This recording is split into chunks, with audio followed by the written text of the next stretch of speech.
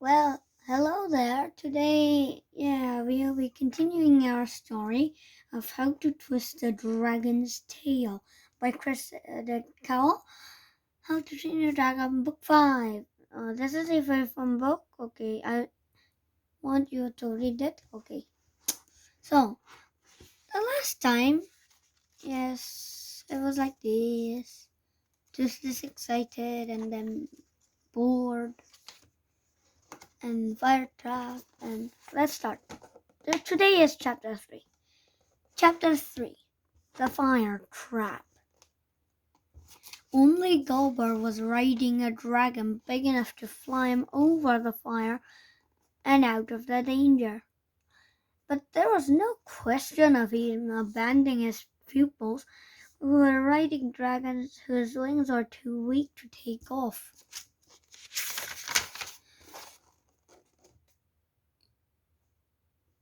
They were trying desperately to do so, but only Snotling's devilish dervish could muster up enough strength to carry him up any height at all before it collapsed to the ground again. The Vikings and their dragons galloped down the line of flame, hoping to find a place weak enough to jump through.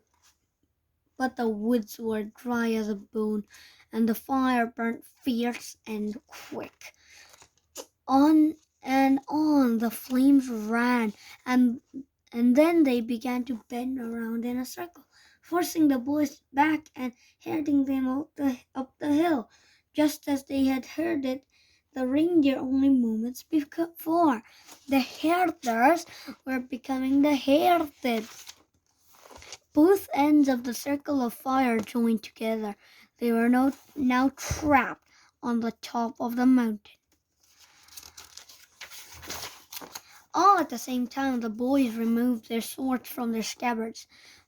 Even the stupidest among them realized they were now under attack.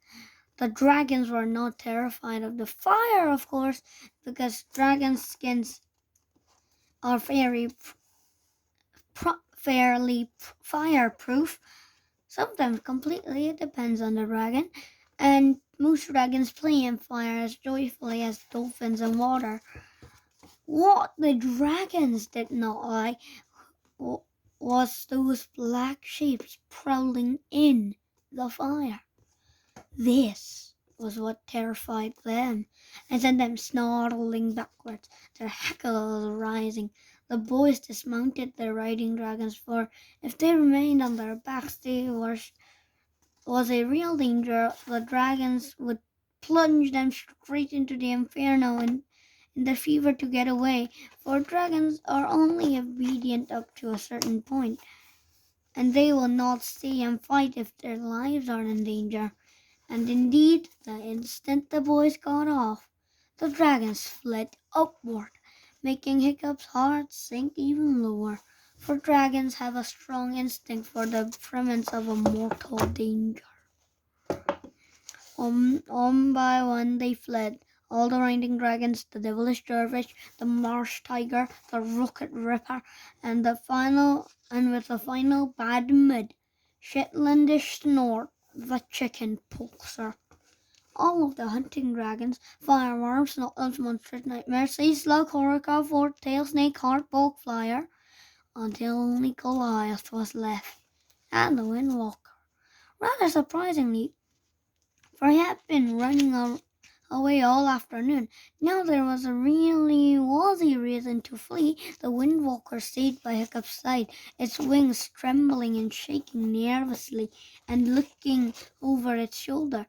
Toothless, too, remained, hidden under Hiccup's helmet, and his muffled muttering could be heard echoing through the meadow. Don't know why we are here anyway. This thing talking to death. This is hungry. It's a real this is the kind of new baby. Six or two. Thirsty to the sound now. They're also selfish, worrying about their own Silly problems. The Vikings peered into the flames, up into the smoke-filled sky, waiting for the first strike.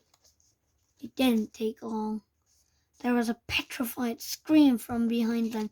They whipped around just in time to see a reindeer fall down dead on the spot from what looked like a long sword wound to the throat. "What was that?" asked Fishlegs, quivering, but no one could answer him, for it was too quick to see what happened there exactly. "I think I saw something," whispered Clueless. "Something black, a dragon maybe, came shooting out of the flames, killed the deer, and sprang back out of the circle again." Silence again, and the boys were rigid with tension, peering from left to right in the circle of smoke, trying and guess where the next attack will come from. Hiccup was sweating so hard he had to wipe his left palm on his waistcoat because his sword was slipping on his hand. And then there was another scream from another reindeer, and again the boys whirled around, and again the reindeer was already dead. This time from sword wounds both to the heart and the head. "Okay," said Cobra, "we need to evacuate this area now." "How many of us can you take on your back at once, Goliath?" asked Hiccup. "Two, sir," grunted the big bull rougher. "One is such a fatty like that one." And he pointed a wing at Dog's breath, the vertebrae. "He said he could take two," Hiccup told Gober. Interestingly, Gober did not tell Hiccup off for speaking in Dragonese in this emergency. "Fishlegs and Speedy Fist," ordered Gober. "Go on, get up on Goliath's back." The two boys scrambled up, and the big riding dragon spread its wings and took off, up over the flame barrier and out of the fire trap. Now the remaining Vikings had their work cut out, not trying to avoid being trampled to death by the hooves of the terrified reindeer or speared by their antlers as they panicked and stampeded around the circle, rearing up at the flames and squealing in terror. Silence again, and the boys were rigid with tension, peering from left to right of the circle of smoke. Was it Hiccup's imagination, or did the circle of fire appear to be closing in on them? By the time that Goliath returned, the flames were definitely inching forward, making the circle they were standing on ever so slightly smaller. "Snot and Wartail, you go next!" yelled Gober the Welsh. 5 times Goliath flew out of the circle, with 2 boys on his back each time. The 6th time he could only carry Dog's breath with their brain, and the flames were burning higher than 4 tall trees on top of each other, terrible great towers flaming all around them in a fiery circle, so close that Hiccup's eyes watered and his cheek burned as hot as if they were on fire already. "Me tired," complained Toothless from under Hiccup's helmet, still unaware of what was going on. When are we going home?" "I think you should go home now, Toothless, while you still can," said Hiccup, trying to take his helmet off, but Toothless held it down with his gripping little claws and squealed in indignation. Go away, mean master. It's too midgy for poor Toothless out there. Toothless be eaten alive if he go out there." "Come on, Goliath, come on," muttered Gober the Welsh. "You great slug of a reptile. We're going to be Viking hamburgers at this rate. Get a move on. Ah, here he is. Thanks, Thor." The great beast flew out of the flames up to the straggly pinnacle of the mountain top where the boy and his master were kneeling.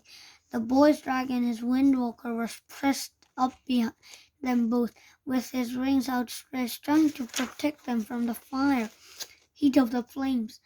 "On you go, boy," growled Gober the Belch, helping Hiccup onto the mighty dragon's back. He gave the boy a half smile and a hooligan salute. "See you on the other side," said Gober the Belch, as cheerily as if he didn't know perfectly well that there probably wouldn't be time for Goliath to come back and rescue him as well. That's a Viking hero for you. For perhaps when death was burning so close and so fierce, only feet and minutes away from him, perhaps even Gobar looked more frightened than he seemed to be. But you couldn't have told it from his face, as he whistled carelessly and slapped Goliath on the backside for the last time. "Off you go, you alligator fisher slowpoke!" he roared. "Out of my railing red sprouting jaw, he bottomed the walrus face," snorted the Goliath in reply. The great bull ruffer spread his wings and prepared for takeoff. Nobody saw the black sheep sneaking out of the fire, leaping toward Goliath, and a flash of sword-like silver held out of it, and springing back again. It was as quick as that. The powerful, roaring, barrel-chested dragon took two strides forward and sank to his knees and onto his side. He didn't make a sound. He just closed his eyes for the very last time, as gently as a baby, as soft as a sigh.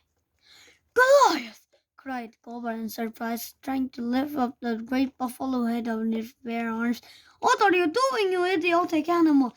This is no time for sleeping." "He's not sleeping," said Hiccup quietly, still sitting between the bull ruffer's tail spines. He pointed to the terrible green wound on Goliath's chest. "I'm afraid he's dead, sir." Both boy and master sat silently now, waiting for the fire to get them. The great circle of flames burned high around their now patch of the mountainside. A puff of wind could have blown the inferno across and snuffed them out in a heartbeat. But perhaps it wouldn't be the fire which got them after all.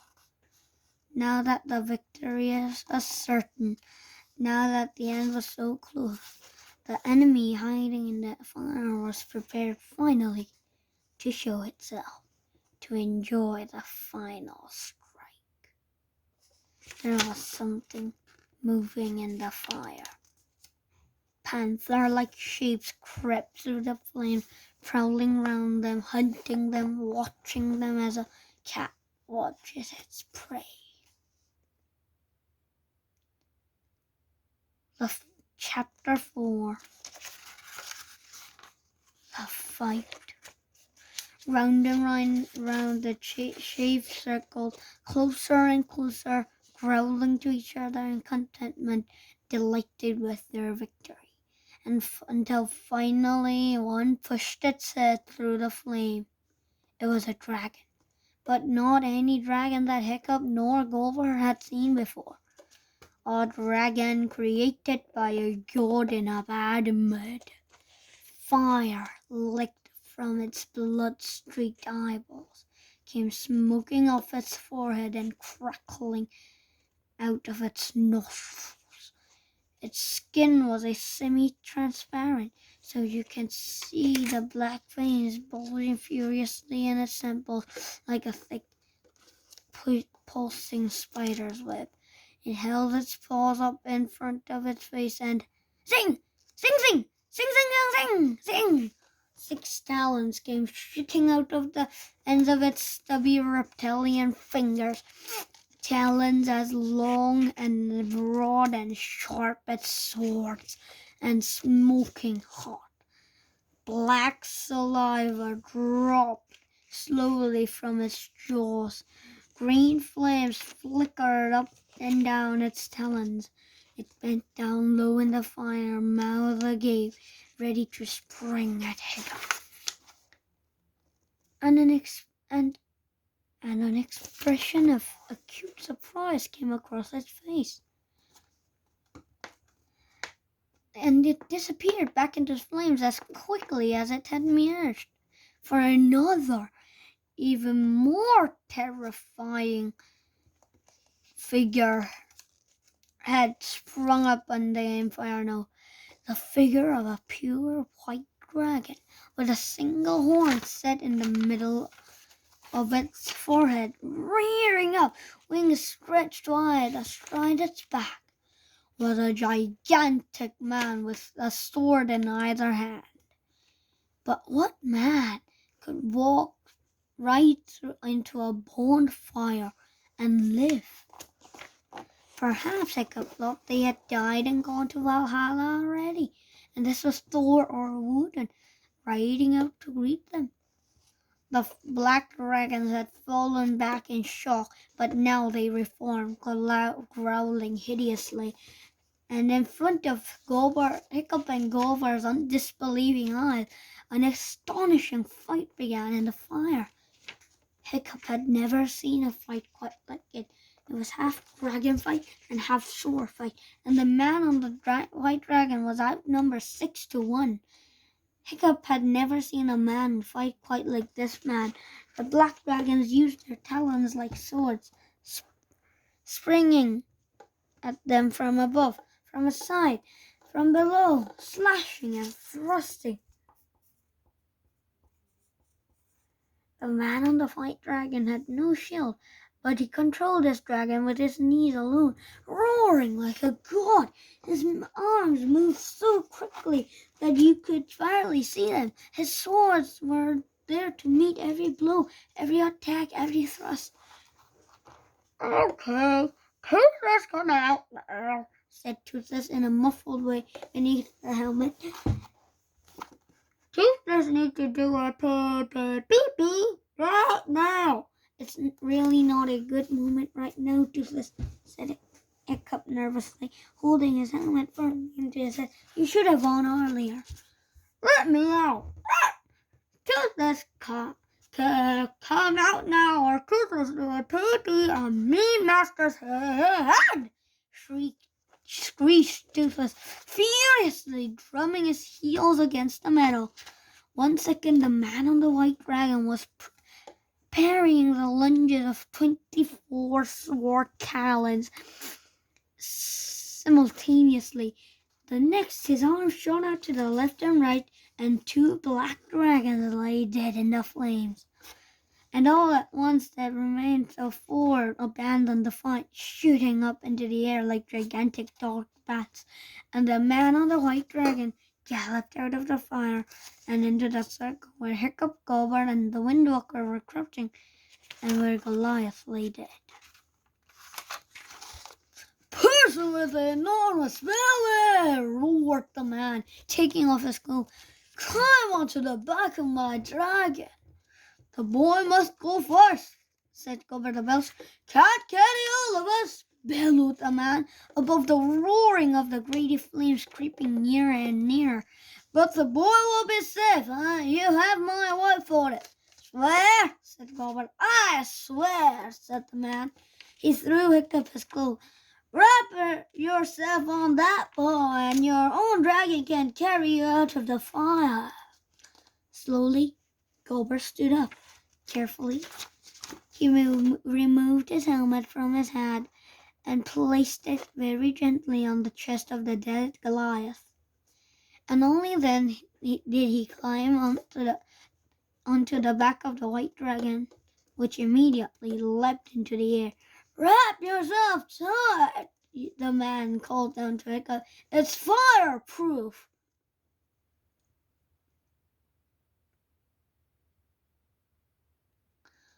Hiccup was alone in a circle of fire, so close now about him that his sleeve caught on fire.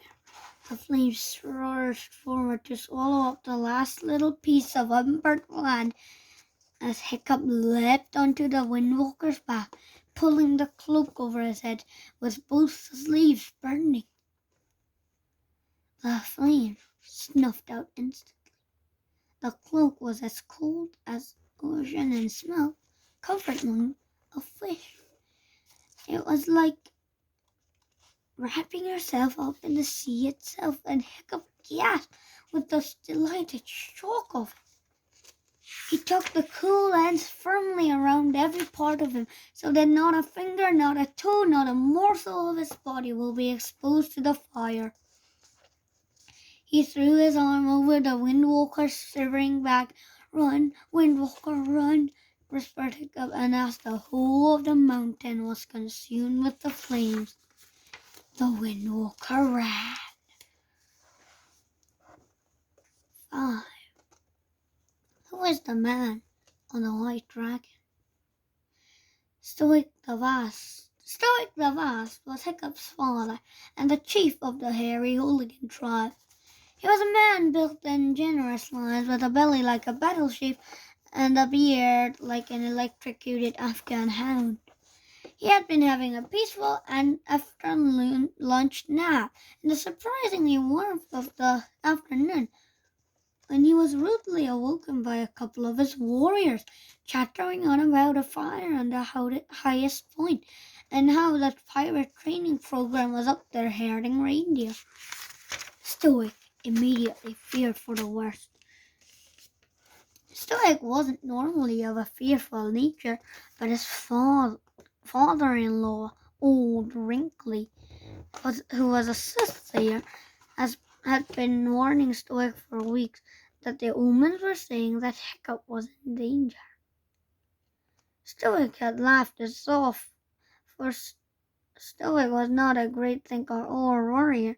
He even for a small skinny boy who didn't amount to much, Hiccup did seem to get into an extraordinary number of dangerous situations. See how to train your dragon, how to be a pirate, how to speak Dragonese, and how to cheat the dragon's curse. "Call out the fire brigade!" bellowed Stoic, jumping out of bed and leaping for the door, dressed only in a rather fetching pair of hairy underpants that his wife, Alarama, had brought back for him from one of her quests abroad. When you live side by side with dragons, you need to have an extremely efficient fire brigade system. Even though most dragons try not to fire breathe unnecessary, the hunting and riding dragons were always accidentally setting fire to the furniture or the thatch, and on these occasions the fire brigade could be on the scent in 2 minutes flat. The fire brigade consisted of a whole fleet of water dragons, so called because their stomachs can descend to carry extraordinary amounts of water, ridden by fire warriors, specifically trained in fighting fires. It took a little longer than 2 minutes on this occasion, for the highest point was some flying distance away from Hooligan Village. But in a relatively short distance of time, the entire brigade was there. The dragons swooping down into the seas to scoop off huge amounts of water from the sea and then shooting it out onto the blaze. Their efforts were pretty hopeless, of course, because this wasn't the tiny matter of a hunting dragon setting fire to a bedspread, but an entire burning mountainside. And by the Stoic arrived half naked on the back of his riding dragon, the fire was flaming as strongly as ever. Viking dragons and their eggs. The water dragons. The These extraordinarily looking creatures originate from the deserts of Asia. They store water in their humps, or in some cases their stomach, in much the same way as a camel. Colors: sand yellow, desert mustard, armed with powerful jets of water that can knock a person over. Score 5. Defenses: see above. Score 5. Hunting ability: use their water jets to stun their prey. Surprisingly effective. Score 7. Speed: very fast when flying to put out a fire. Fear or fight factor: water can stun but not kill a human. Score 2. Total score 27. Gloomily watching the blaze was a bedraggled line of pupils from the pirate training program, blackened and unrecognizable through the smoke. "Hiccup," stammered Stoic, dismounting from his riding dragon and wiping the smeariness from the face of the nearest boy on the pathetic hope that the soot-smothered young plug ugly might be his son. "Where is Hiccup?"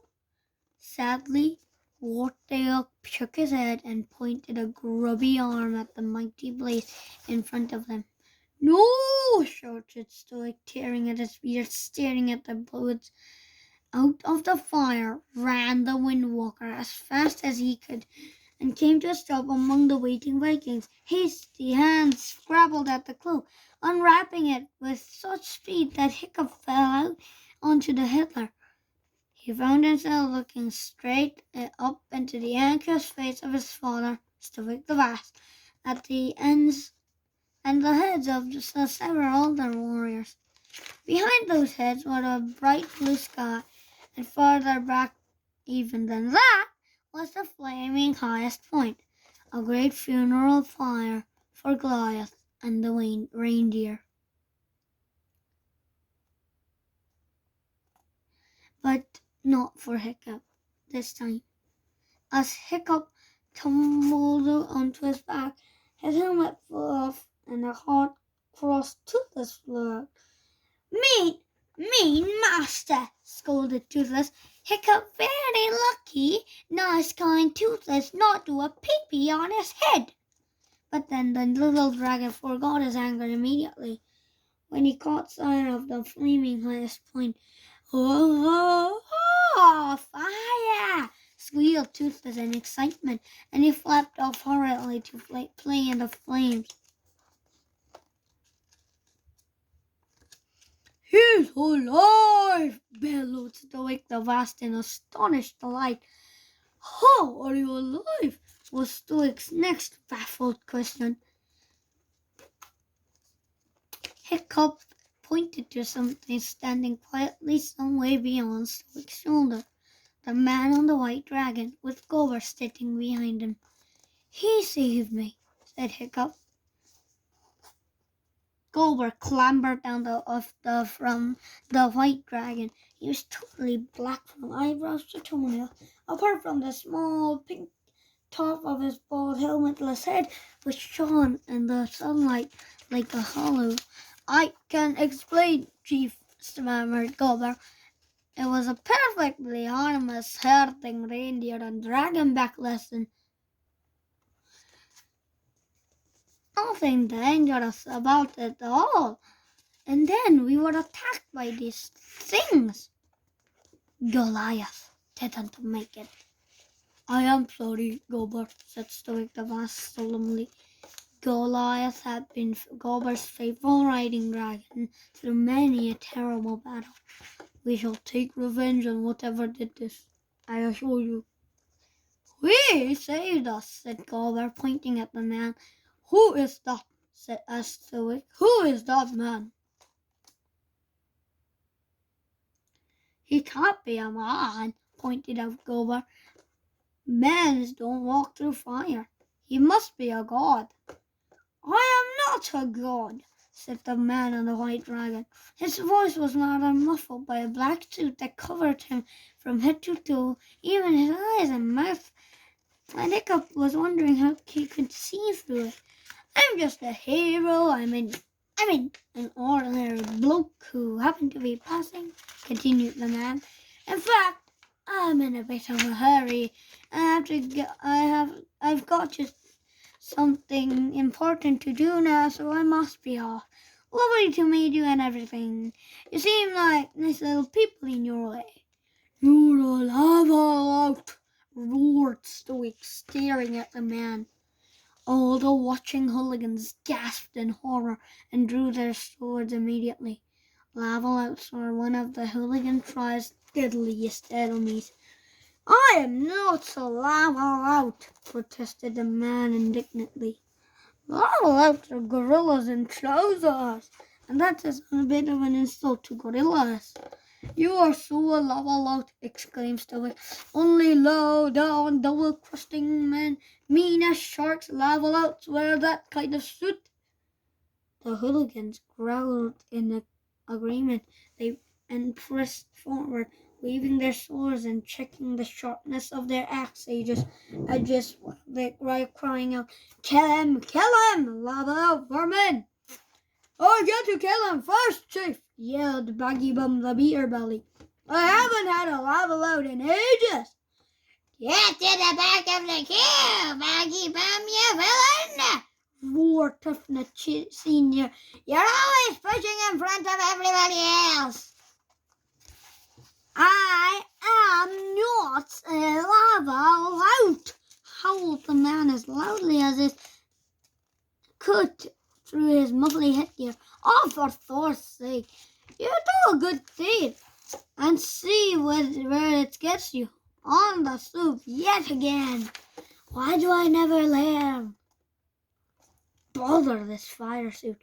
I'll take it off and then you'll see. The man got down from his white dragon, and with both hands he pulled up the head section of the suit he was wearing. It stuck very tight and made rather revolting squelchy burpy noise as he peeled it up. There, you see, said the man triumphantly, as with a final root belch he detached the headgear from his face. Not a lava-lout. Stoic walked slowly around and around the man. The head that he had revealed was clearly not the head of a lava-lout. It was the head of a blonde, bearded, handsome man. Slightly past the no, make that a very handsome man. Slightly past the middle age, and currently looking a little bit cross. Stoic put his sword back in its scabbard. Not a lava, pronounced Stoic with relief. But if not a lava, then who are you? The man looked extremely surprised. What do you mean, who am I? Said the man. I'm humongously hotshot, of course. Humongously hotshot was one of the greatest Viking heroes of recent times, who had completed such great quests as the slaying of the Rippers and the fetching of the weird stone. He had completely disappeared 15 years ago without trace, 15 years before, and everybody had rather assumed he was dead, which was an occupational hazard for being a great Viking hero. No, not humongously hotshot the hero, stammered Stoic in awe. Suddenly, Stoic was rather aware of the fact that he was standing in front of one of the greatest heroes of the age, dressed only in a pair of hairy knickers and one rather ancient blue sock.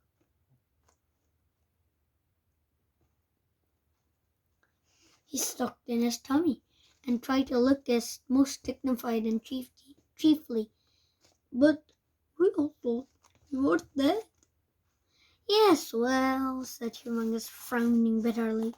I was on this hero quest and lava treasuries and caught red-handed by those snakes and helmets, the lava louts. They slung me into their jail forges, and so I've spent the last 15 years underground forging swords for them, which is why I'm wearing one of their lava lout fire suits. It's made out of dragon skin, which means it's totally fireproof.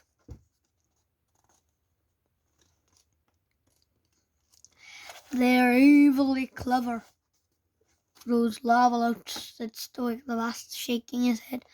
How, by the great hairy thumbnails of Thor, did you ever escape?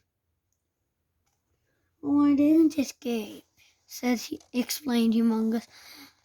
Nobody escapes from the lava louts. They evacuated the island. The exterminators were hatching.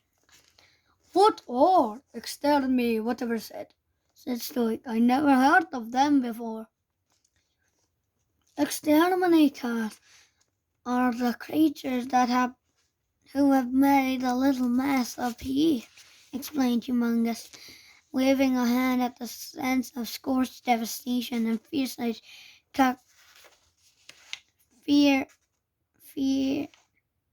fiery chaos behind him. They haven't been seen around these parts for centuries because their eggs can be hatched in the gases of lava given off by an exploding volcano.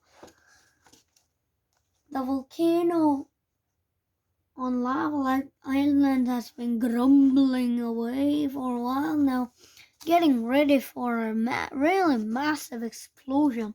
And when it does, all the exterminator eggs will hatch. So you're saying they were exterminators that attacked us just now? Asked Hiccup. That's right. I'd say about 6 small ones, baby exterminators. You know, they were quite sweet, really, answered Humongous cheerily. And how many exterminator eggs are there left in Lava Island? Asked Hiccup. Oh, no more about than 900,000, I'd say, said Humongous, nodding. All of this reminds me, I am in a bit of a hurry to get out of here. I'm so sorry to leave. You all have been so kind. And if I were you, I'd leave too, and pretty quickly. You don't want to be around here when they hatch. What are you talking about? Bellowed Stoic. Leave? There's no question of leaving. This is our home. The archipelago has been home to the barbarians ever since Great Hairy Bottom, the first barbarian of all, got off his ship and sank into the boat right up to his thigh. He lost his foot on that occasion. They never found it again, and that was when he said these immortal words. There will be barbarians in the archipelago for as long as my butt is in that bog. Hiccup finished up the story, for he had heard it before.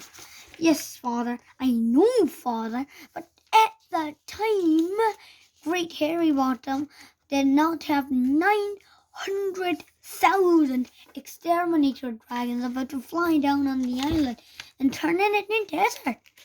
That's not so many, roared Stoic the Vast. And they're only dragons after all. We shall stay and we shall fight.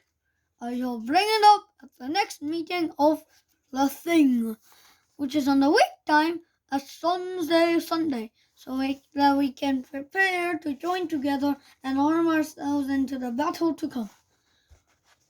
Oh, how I wish your darling mother was with us now, sighed Stoic. Hiccup's mother, Valhalla Rama, was truly a magnificent warrior.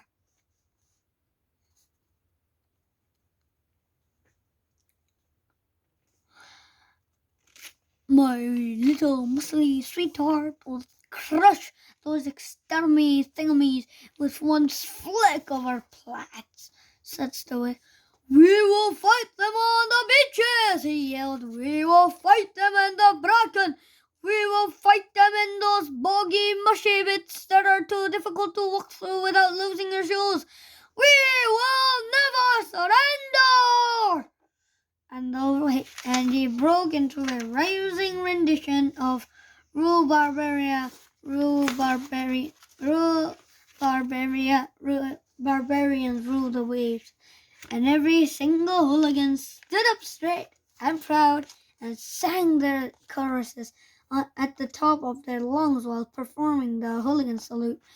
Rule, barbarians, barbarians, rule the waves. Vikings never, ever, ever shall be slaves. For a nation that spent a great deal of time fighting, burglaring, and ransacking, the hooligans wore a surprisingly musical lot. It was a shock to hear these ruffling characters open their mouths, and the proud words came ringing out, pure and true, in perfect tune with each other, and in deep and gorgeous harmony. Humongous the hotshot got up to go. He shook Stoic warmly by the hand. I must say, said Humongous, I think the clever thing to do would be to get out of here as fast as humanly possible. But I have to admire your suicidal bravery, mad and completely pointless as it is. Good luck, everybody! Would you stay and fight with us? Pressed Stoic the Vast. A great hero like yourself would be of tremendous help. Well, I think now I'm more of an ex-hero, repeated Humongous.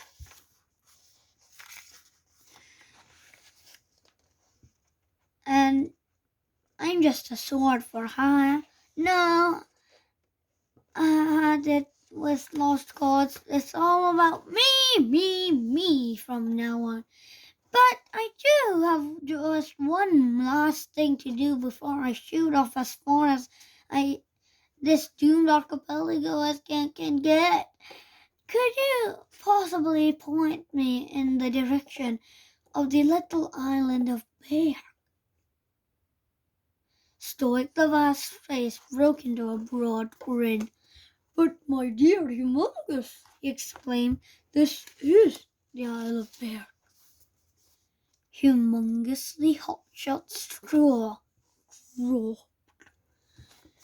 No, he said, then you must be Chief Stoic the Vast, cried Stoic the Vast.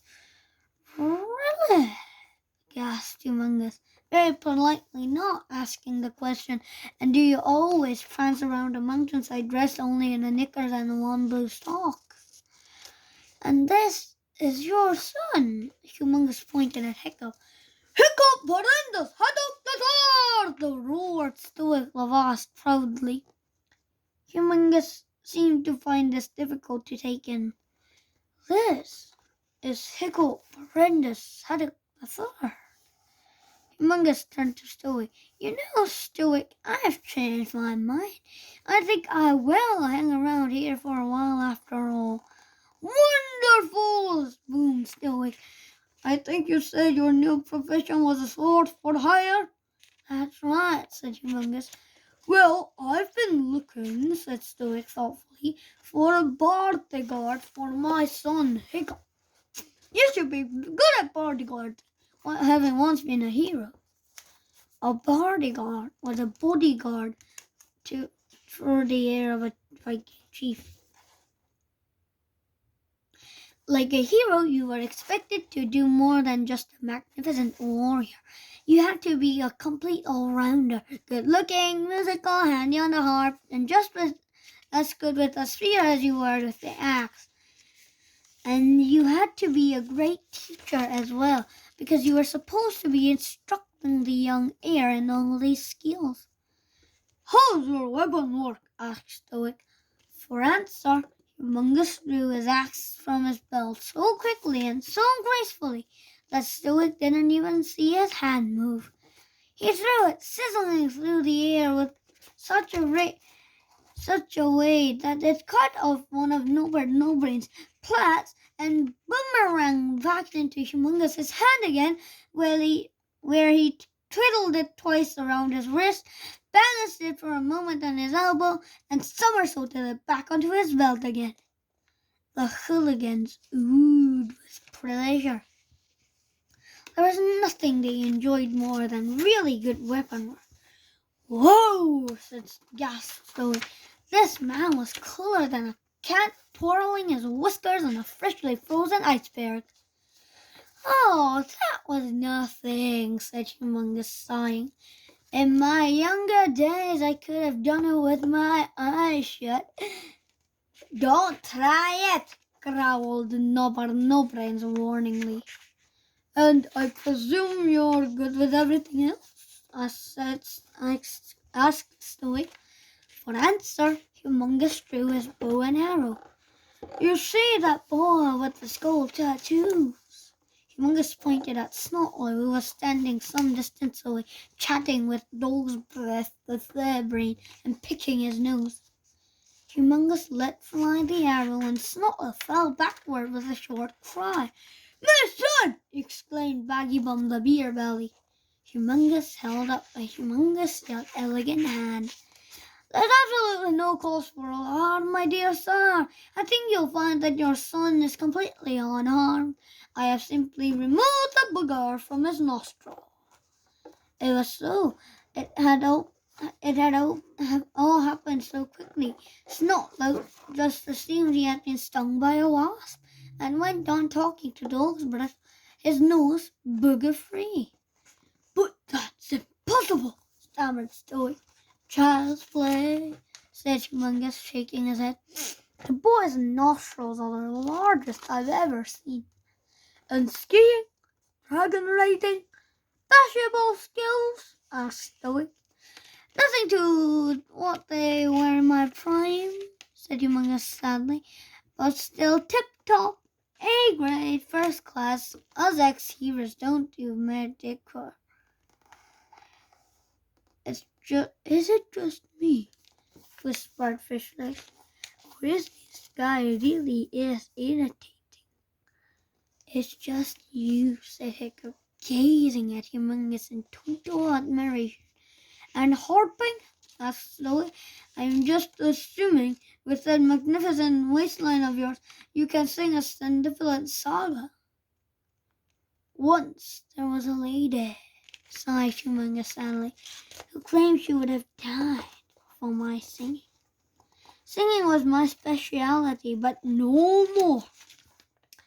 15 years working in those jail forges and my voice is completely broken. The gold dust crept into my lungs. The heat burnt out my voice box. And worst of all, I've lost the heart, and I've lost the will, the hair, the desire to do it. I will never sing again."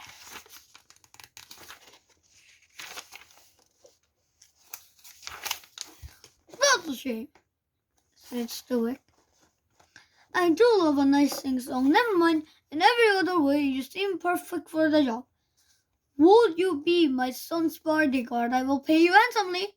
"I accept the post with pleasure," said Humongous immediately. "I'm saving up to buy a little farm somewhere quiet and out of the way." "Excellent!" smiled Stoic the last, and Stoic bustled off to call a meeting of the local Viking tribes so he could form a war party to fight the exterminators. "Will you teach me that flash thirst with this fist thingamy that you did in the fire?" asked Hiccup, looking delightedly up at Humongous.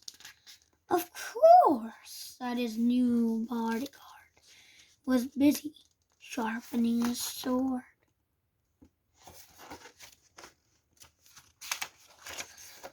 Heroic sword fighting tips. The hypnotizing switcheroo.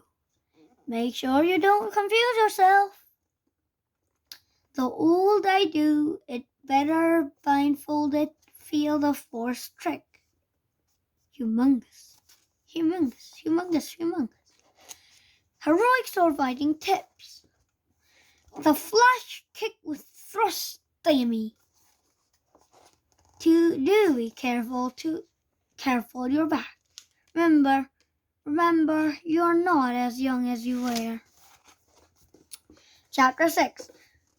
Hiccup's bodyguard has a busy time. Stoic rather regretted hiring Humongous over the next couple of weeks. Everybody, including Hiccup, seemed to think he was absolutely marvelous. He autographed Axis, Sphere's favorite dragons, even Baggy Bum's famous beer belly. Even his writing is humongously cool, sighed Baggy Bum, gazing down at the stylish scroll in his tummy. I'll never wash again. Did you ever? Grunted Stoic, thinking, who does this humongous guy think he is? And that was the other thing. Everybody normally followed Stoic's lead when it came to fashion.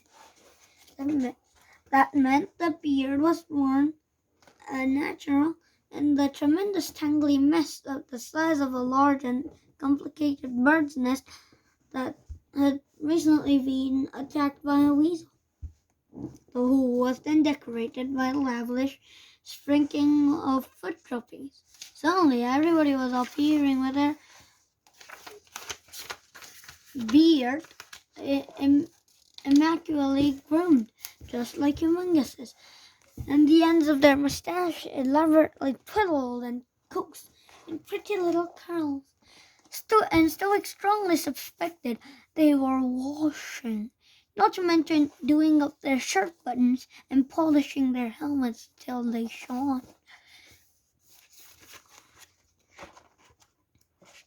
The barbarian fashion for beards. The vicious twins had been polishing their helmets until they sparkled. Our barbarian beard was normally worn and natural in the tremendous fungly mess the size of a bird's nest that had been recently attacked by a weasel. Gober's beard had turned with a knot of ringlets overnight. What have you done to your beard?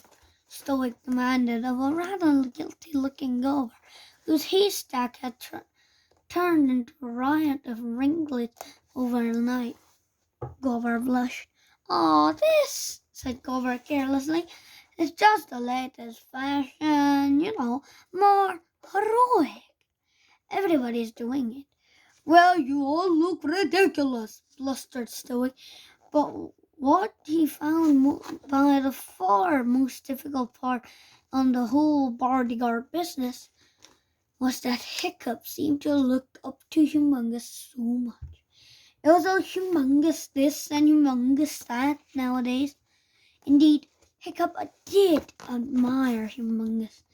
There was a hero cut above the usual uncouth barbarian. His fighting wasn't just the usual loud leash bonking on the head, but stylish, elegant, graceful. He taught Hiccup the flash thrust with twist thingamy, and showed him how to tie an opponent into a rabbit red and beautiful knot, while at the same time currently inquiring about the state of their health. But Humongous was causing Hiccup the little difficulty. Not his fault, of course, but there it was. Hiccup's general practice on the pirate training program was to try and blend into the background and hope that nobody noticed him. But this is difficult when an exceptionally good-looking 6'7" internationally renowned hero is following 2 steps behind you, with his throat drawn and shouting out, "Make way for Hiccup Horrendous Haddock the Third, only son of the chief!" And there were other problems. Gobber allowed the boys a bit of time off to recover from their herding reindeer and dragon5 lesson, and then it was back to the normal program of a day or so later, and an axe fighting with art lesson. The strange weather had, if anything, gotten even hotter. How hot can it get? It was like standing in the middle of an oven. The boys stood in a straggly line in front of Gobber, scratching their bottoms and sweating profusely. Above them towered huge hill, like a bad omen. Its half lower, still alive with trees and ferns, its upper half a scalded desert, a bold and nude as Gobber, still helmetless and now very sunburned head. When Gobber the Belch asked for volunteers to fight Snotface Snotlout, there was a stony silence among the boys. Snotlout was horribly good at axe fighting, and he was terrible cheat. He tended to kick you in the ankles with his sharp, especially sharpened sandals when Gobber wasn't looking. So imagine Hiccup's horror when Humongous stepped forward, shouting out, "I volunteer! Hiccup, horrendous headache the third, only son of the chief, the stoic, the vasto, hear his name and tremble, ugh, ugh." "Shh!" begged Hiccup. "Please pipe down." "Excellent idea!" bellowed Gobber happily. "Hiccup is fighting Snotlout then." "Oh, for Thor's sake!" groaned Hiccup miserably. "What did that for?" hissed Fishlegs. "You're his bodyguard. You're supposed to be looking after him, not serving him up to his enemies on a plate." "What are you talking about?" said Humongous in surprise. "He's the son of the chief. Is the hot fighting blood of the horrendous headache runs raging through his veins. He could take this Snotlout with one flick of his regal fingernails. I don't know if you've noticed," said Fishlegs, "but Snotlout is nearly twice his size. He's as mean as a hornet with a grudge, and he hates Hiccup." "Oh, I do," grinned Snotlout, cracking his knuckles. Snotlout happened to be the son of Baggy Bum the Beer Belly, who was Stoic the Vast's brother. That meant if something were to happen to Hiccup, some tragic accident, say, the next in the line to the throne will be Snotlout. Snotlout thought that he will make an excellent chief of the hairy hooligan. "Oh, come on, this Snotlout guy is pitifully witty," snorted Humongous loudly. This was unlike Humongous, because he was normally very polite. "Dad, Toothless has been saying that for years," broke in Toothless excitedly, for he loved a good fight. "Keep it down, please," begged poor Hiccup, for Snotlout was hearing all this, and even more spiteful look was coming into his eyes than normal. "You smush this guy into the floor and have him begging for mercy, Hiccup," cried Humongous. "Let's just see who is going to be doing the begging," snarled Snotlout between gritted teeth. And rolling up his sleeves. The boys practiced their axe fighting with wooden axes in order to try and reduce their mortality rate. But somehow Humongous, who was helping Gobber by handing out the weapons, made matters even worse by handing Snotlout a real axe instead of a wooden one. Both Snotlout and Hiccup realized this halfway through the fight, when Snotlout's axe collided with Hiccup's shield, and instead of bouncing off it, cut into the wood and stuck there. A gleam of delight came into Snotlout's shark-like little eye. "Kill the pig-nostril, jellyfish-hearted, wart-covered bully, Hiccup!" shouted Humongous helpfully from the sidelines. "Scratch his eyes out! Tear his wings off! Go first! Horns!" squealed Toothless, flapping around, getting in the way. "Snotlout, your axe is real!" shouted Hiccup. That's not my fault, snarled Snotlout. Everybody here saw your precious bodyguard give it to me, so nobody is going to blame me. And he yanked at the axe to get it out of his shield. Gilbert was out of earshot, too busy yelling at Tough Nut Jr. That is an axe, for Thor's sake, Tough Nut, not a wooden spoon, nor anything needle. Humongous, help! Shouted Hiccup. You're doing a great job, shouted Humongous, giving an encouraging and graceful thumbs up. Keep up the good work. I think I saw a tear in the snotty baby's eye. Just then, don't forget the thrash thrust. It just as work with the axe work. Anyone, help! Cried Hiccup. Fishlegs dropped his wooden axe and ran away from his fight with Clueless. Humongous, do something! That is a real axe Snotlout's got there. There's no cause for alarm, said Humongous calmly as Snotlout dragged the axe out of Hiccup's shield, yanked out the axe of Hiccup's hands, and raised the shiny metal blade above his head. Hiccup has the situation completely under control. He's just lulling this dog for a force into a sense of security. Are you a total moron? Raged Fishlegs. Hiccup is about to die.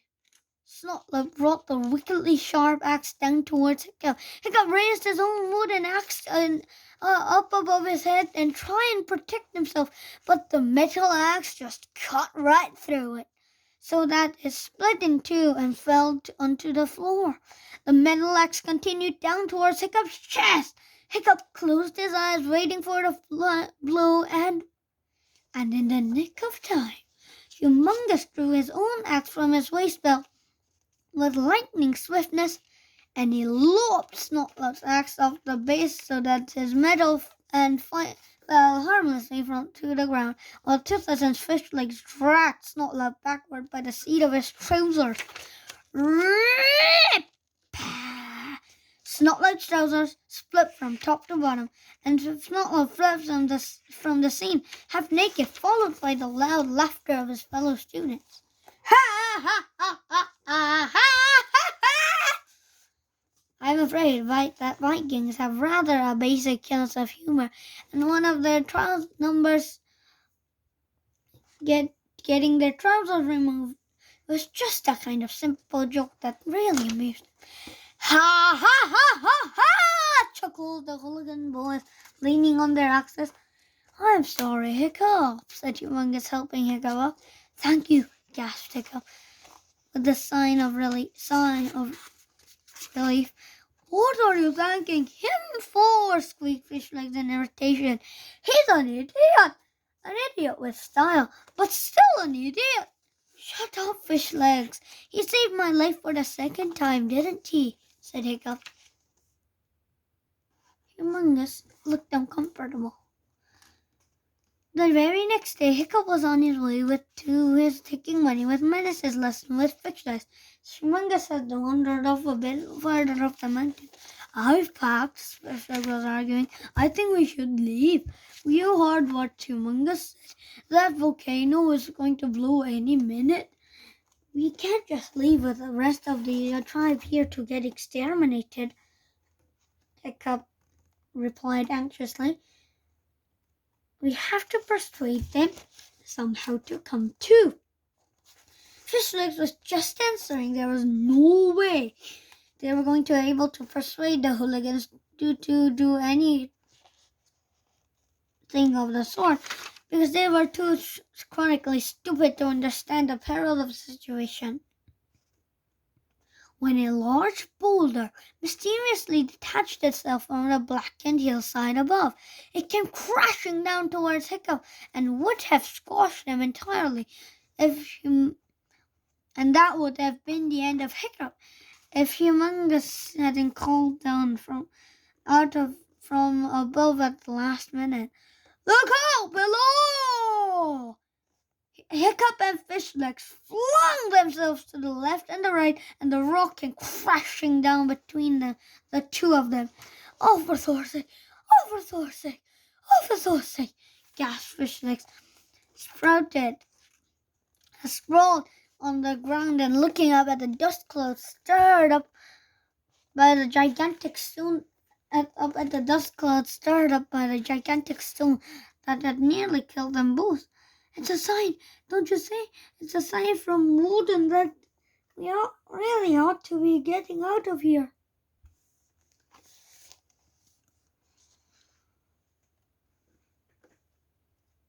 I'm going to go and check my picking again. Sorry, guys, said Humongous. My foot slipped and I must have knocked out a bit of a rock. Are you all right? Well, we're still three-dimensional, thank you for asking, replied Fishleg sarcastically. Oh, how I wish I had a nice, smart bodyguard all of my own to chuck rocks at me and send me unarmed into one-to-one combat with a teenage psychopath.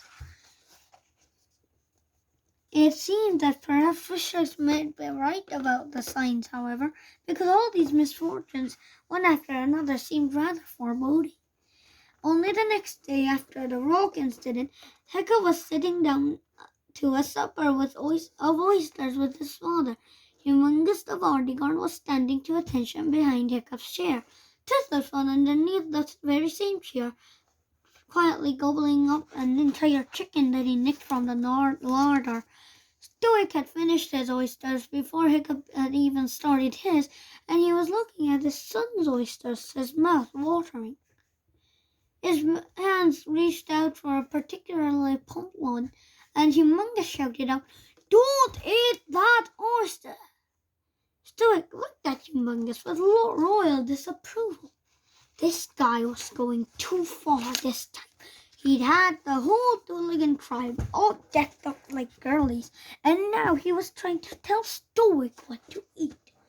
"I shall eat whatever oyster I like," roared Stoic the Wasp, bringing the oyster up to his mouth. Humongous reached out and made a grab for the oyster. Stoic hung on in fury. There's an undignified scuffle and Humongous had to swallow the oyster himself to prevent Stoic from eating it. "Right, that's it!" boomed Stoic the Wasp, rather relieved actually to have it and an excuse to sack the irritatingly perfect Humongous. "You're fired!" Humongous finished swallowing. "Bad oyster. Very bad oyster," he gulped. "I can tell just by looking at it." "Wow," gasped Hiccup. "He just saved your life now, Father. He ate the bad oyster that you would have eaten. What a hero!" "Oh, yes, very good," mumbled Stoic gruffly, thinking, "just by looking at it, who is this maddening Superman?" "So he's not fired, is he?" asked Hiccup anxiously. "No, I guess not," said Stoic, thinking, "curses. In fact, perhaps you should give him a medal or something. Are you feeling all right, Humongous? You're looking awfully green." "I think perhaps I should just have a little lie down for a moment, said Humongous, and he staggered out of the room, leaning on Hiccup's shoulder, with Hiccup chattering all the way. "They were so brave, Humongous, and how can you tell it was bad? Is it like mushrooms or something? I do hope you're going to be all right." Stoic pushed the oyster smoothly away from him. He had quite lost his appetite.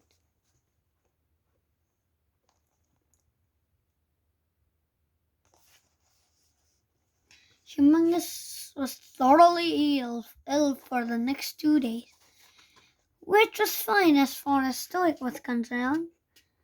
During this time, all the other tribes began to arrive at the meeting which the Vikings called the Thing, held to celebrate the midsummer festivals, and thus known as Sunday. The bulk burglars, the meatheads, the peaceables, the grimballs, the Vasham oist, the silence and the glums, the terrormongers and the frothy-fists. Everybody, in fact, apart from the outcasts, the root boys, and the lavalites, were a totally lost cause.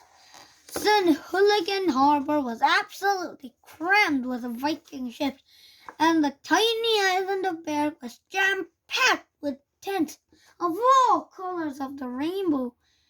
Market traders had set up shop in the sweltering baking heat, trading shipfuls of stuff from octopus lollipops to hunting bugles to open-toed sandals to dragon skin booties for a Viking baby with everything. The night before Sunday, Hiccup lay awake in the suffocating warmth for what seemed like ages and ages.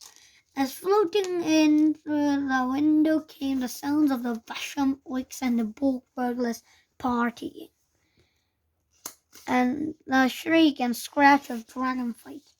Beneath Hiccup's feet, Toothless lay awake too, his claws stuck to his ears, wriggling and complaining. So wafting up in muffled waves from underneath the sheet came the sound of "Is ridiculous, ridiculous, barbarians, humans, sus is so noisy, so sus is selfish." But after a while, the vast closed side fell silent, and the only sign of Toothless's presence was a warm little mound of Hiccup's feet, and gently rose and fell, and the odd soft step field murmur of "It's ridiculous," accompanied by a little indignant smoke ring that crept out of the sheet. Hiccup watched the smoke rings as they rose up to the ceiling or drifted slowly out the window into the starry cram night, and eventually he too fell asleep. He dreamt uneasily about a fire and omens, and dragons with talons like swords that pursued him through the hot feverish night. In the middle of the night, Hiccup was woken up by a silent scream. There, standing beside the bedside, stood the terrible figure of the humongously hotshot, standing over Hiccup like an executioner, his two swords raised, ready to poise down on Hiccup, his head in darkness. He was muttering to himself loudly, in a voice that was awful to hear. "Should I do it? Should I not? Should I do it? Should I not?" "What are you doing?" asked Hiccup in terror. "Bodyguard, stop! What are you doing? Humongous! Humongous!" Humongous appeared not to hear him. He went on talking to himself in that awful voice over and over again. Something about a promise he had to keep. He was wearing the hood of his fire suit rolled down so you couldn't see his face or his eyes, which made him awful still, and the moonlight glittered off the razor-sharp metal of his claws. It was a dreadful moment. Humongous's hands were shaking. He had brought them down. He stopped them. "I should not," said Humongous with decision. Something shot out from the seat and bit Humongous heavily in the thigh with its sharp, sleepy little gums. Humongous let out a cry of pain and dropped one of his swords on his foot. "Is it ridiculous?" snorted Toothless, sleep-flapping around the room for a bit. "Can't a dragon get any sleep around here? You humans so noisy, so selfish, keeping Toothless awake all night." Toothless then crawled back under the covers and dropped off to sleep again. Hiccup leapt out of the bed, grabbing his sword from his scabbard as he did so. Humongous hopped around the room, holding his foot on his side. "Ow! Ow! Ow! Ow! Ow! Ow! Ow! Ow! Ow!" cried Humongous. The moment has passed. All the fight had gone out of Humongous. He peeled off the hood of his fire suit, and now that Hiccup could see him in the moonlight, he didn't look scary anymore. He was rather green from his illness, and he looked very tired. "I can't do it," said Humongous. "I gave my solemn hero's promise that I will kill you, but I can't do it. It doesn't feel right." So you mean, said Hiccup in astonishment, you're my bodyguard, and you have been trying to kill me. That's right, said Humongous, I made a promise. Hiccup gave a slightly hysterical laugh. Somehow it was very like stoic to accidentally hire a bodyguard who was supposed to look after his son, but was, in fact, trying to kill him. But who did you promise to kill me for? Whispered Hiccup, and why? Humongously Hotshot sighed. I see I'll have to tell you my story, he said, and in the quiet, stifling darkness of the night time, for even the burglars and the Bashamoids have fallen asleep by now, Humongous the bodyguard began to tell his tale.